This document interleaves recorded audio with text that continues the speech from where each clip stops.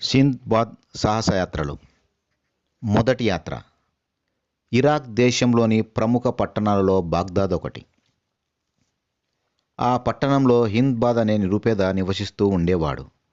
ఒకరోజు సింద్బాద్ ఒక అందమైన సువిశాల భవనం నుంచి నడిచి వెళ్తున్నాడు. ఆ భవనంలో నుంచి శ్రావ్యమైన సంగీతంతో పాటు నవ్వుల గలగలలు వినిపిస్తున్నాయి. ఆ ఇంట్లోని వారంతా ఏదో వేడుకల్లో నిమగ్నమై ఉన్నారు. సింద్బాద్ అక్కడి నుంచి ఒక్క అడుగు ముందుకు వేయలేకపోయాడు. తనలో తానే బిగ్గరగా మాట్లాడుకుంటున్నాడు. పొద్దు పొడిచింది మొదలు సాయంకాలం దాకా రెక్కలు ముక్కలు చేసుకున్నా కడుపు నిండా తిండి దొరకడమే కష్టంగా ఉంది. కానీ ఈ భవనంలో నివసించే ధనవంతుడికి పని పాట చేయకపోయినా రుచికరమైన ఆహారం ముప్పూటలా కావాల్సినంత దొరుకుతుంది. అతగాడు విశాలవంతమైన ఈ జీవితాన్ని హాయిగా గడిపేస్తుంటే నాకు మాత్రం కాయ కష్టం తప్పటం లేదు, ఆకలి తీరటం లేదు అనుకుంటూ విచారణంలో మునిగిపోయాడు. ఆ మాటలు ఆ భవన యజమాని సింద్బాద్కు వినిపించాయి. సింద్బాద్ను తన వద్దకు తీసుకురావాల్సిందిగా ఓ సేవకుణ్ణి పంపించాడు. సింద్బాద్ గొప్ప నావికుడు.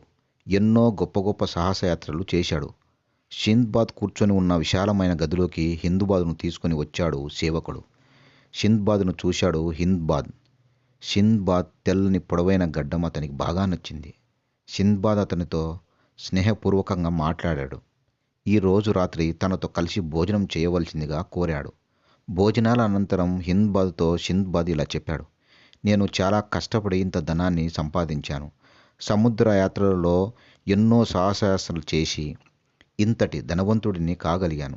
ఒక్కొక్క యాత్రలో ఎన్నెన్నో అనుభవాలు, ఎన్నో కష్ట నష్టాలు ఎదురయ్యాయి. అందులో 7 యాత్రలు అతి ముఖ్యమైనవి. ఆసక్తిగా ఉండటంతో సింద్బాద్ అతని స్నేహితులు కొందరితో కలిసి సింద్బాద్ ఎదురుగా కూర్చున్నాడు. సింద్బాద్ తన సాహస కథలను ఒక్కొక్కటిగా వారికి చెప్పసాగాడు. నా మొదటి కథ అంటూ సింద్బాద్ ప్రారంభించాడు. నేను 20 ఏళ్ల వయసులో ఉన్నప్పుడు దురదృష్టవశాత్తు తండ్రిని పోగొట్టుకున్నాను. ఆయన ద్వారా నాకు ఎక్కువ ఆస్తి సంక్రమించింది. తెలిసి తెలియని వయసులో అంత దుబారుగా ఖర్చు చేశాను. చివరకు నిరుపేదగా మిగిలాను. కొన్నాళ్ళకు కానీ తెలిసి రాలేదు డబ్బు లేని మనిషి పశువు కన్నా హీనమని. అప్పుడు నా తండ్రి చెప్పిన మాటలు గుర్తుకొచ్చాయి. డబ్బు సంపాదించాలంటే కష్టపడి పని చేయాలి, ధైర్యంగా ముందడుగు వేయాలి. మా నాన్న చెప్పిన మాటలు నాలో కొత్త ఉత్సాహాన్ని నింపాయి. పోయినవి పోగా మిగిలిన వాటిలో విలువైనవన్నీ అమ్మివేశాను. ఆ సొమ్ముతో సముద్ర యాత్రలో ఉపయోగపడే కొంత కిరాణా సామాగ్రి కొనుగోలు చేశాను. వాటిని తీసుకొని కొంతమంది మిత్రులతో కలిసి ఒక నౌక మీద సముద్ర యాత్రకు బయలుదేరి వెళ్ళాం. చాలా రోజుల తర్వాత ఒక దీవికి చేరుకున్నాం. నిర్మానుష్యంగా ఉంది ఆ దీవి. ఒక చెట్టు కానీ పొద కానీ లేవు. వేరే దీవికి వెళ్దామని అనుకున్నాం. వెళ్ళే లోపలే ఆ దీవి ఒక్కసారిగా కంపించింది. కాళ్ళ కింద భూమి కదిలిపోతున్న అనుభూతి. మేమంతా భయాందోళనకు గురయ్యాం. తోటి వారంతా చకచకా నౌక ఎక్కేసి వెళ్ళిపోయారు. నేను ఒక్కడినే అక్కడ మిగిలిపోయాను. నేను కూడా అక్కడి నుంచి పారిపోయేలోగా క్షణాల్లో ఆ దీవి ఒక్కసారిగా సముద్రంలో మునిగిపోయింది. అప్పుడు అర్థమైంది అది దీవి కాదని, అదో పెద్ద సముద్రపు చేప వీపు భాగమని.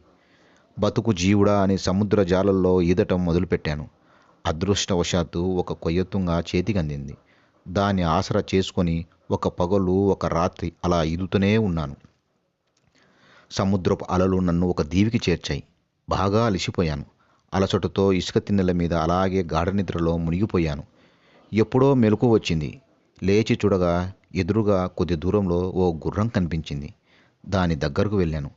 ఇంతలో కొందరు అగంతకులు వచ్చి నన్ను నిలదీశారు. ఎవరు నువ్వు? ఎక్కడి నుంచి వచ్చావు? ఎందుకు వచ్చావు అని గుక్క తిప్పుకొనివ్వకుండా ప్రశ్నల వర్షం కురిపించారు. వారికి నా వివరాలన్నీ చెప్పాను. ఇంతకు మీరెవరు? నెమ్మదిగా అడిగాను. మేము ఈ దేశపు రాజుగారి అశ్వికదళానికి చెందిన వాళ్ళం. గంభీరమైన గొంతుతో వారిలో ఒకరి సమాధానం. వారికెందుకో నా కథ విని జాలి కలిగింది. ఆకలితో అలమటిస్తున్న నాకు ఆహార పానీయాలిచ్చారు. రాజుగారైన మిహిర్-జాన్ ఆస్థానానికి నన్ను తీసుకొని వెళ్ళారు. రాజుగారు కూడా చాలా మంచివాడు. నేను చెప్పిన విషయాలన్నీ సావధానంగా విని ఇలా అన్నాడు. సింద్బాద్, నువ్వు చాలా ధైర్యశాలివి.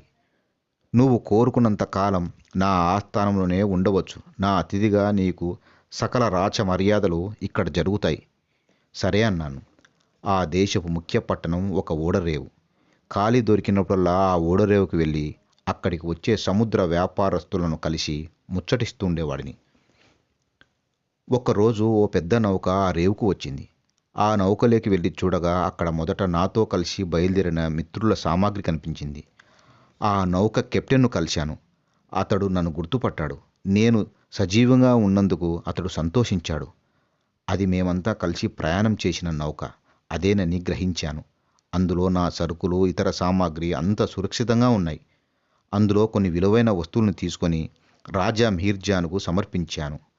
అందుకు ఆయన నాకు బదులుగా కొన్ని బహుమతులు ఇచ్చాడు. రాజుగారికి ధన్యవాదాలు తెలిపాను.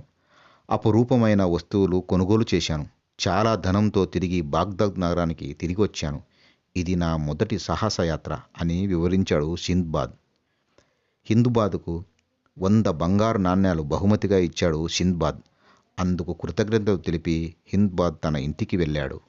మొదటి భాగం సమాప్తం.